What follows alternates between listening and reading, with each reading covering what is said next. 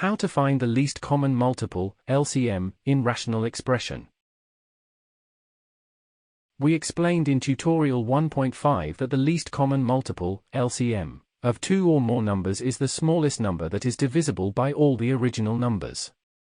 For example, LCM of 12 and 18 is 36, as it is the small number that is divisible by both 12 and 18. This number, if found by multiplying all prime factor by which at least one of the original number is divided. We represent schematically the procedure used to find the LCM, 12, 18, we have the following shown on screen. Thus, LCM, 12, 18, equals 2233 is equal to 36. Likewise, the LCM of two algebraic terms is the smallest term that is divisible by all original terms. In this case, we are only interested in monomials or polynomials, so the terms involved in the calculation of LCM belong to this category. The only difference is that when calculating the LCM of two monomials, we don't divide them by prime numbers but by coefficients and variables instead. For example, the LCM of 4x squared y and 12x, y squared is 12x squared y squared because it is the smallest of monomials that is divisible by both 4x squared y and 12x, y squared. Schematically, we have the following shown on screen. We have the following shown on screen. We use the LCM of two numbers, monomials or polynomials, mainly to determine the least common denominator of two fractions, or rational expressions when adding or subtracting them. Example: do the following operations by finding the LCM of the denominators first. We have the following shown on screen.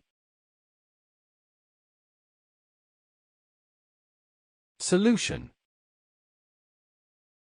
A. Let's find the LCM of 12xy cubed, 6x squared y squared and 8x cubed y first. We have the following shown on screen. The least common multiple of the monomials is as follows, we have the following shown on screen. This monomial is used as a common denominator in the operations with the given fractions. Thus, we have the following shown on screen. B. Let's find the LCM of x, y, for xz squared and 6z first. We have the following shown on screen. The least common multiple of the monomials is as follows, we have the following shown on screen. This monomial is used as a common denominator in the operations with the given fractions. Thus, we have the following shown on screen. That is all for lesson 11.4.8. To continue this tutorial, please watch 11.4.9, Understanding Complex Fractions.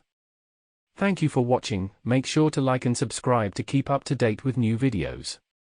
For more information, calculators, and tutorials, please visit www.icalculator.info.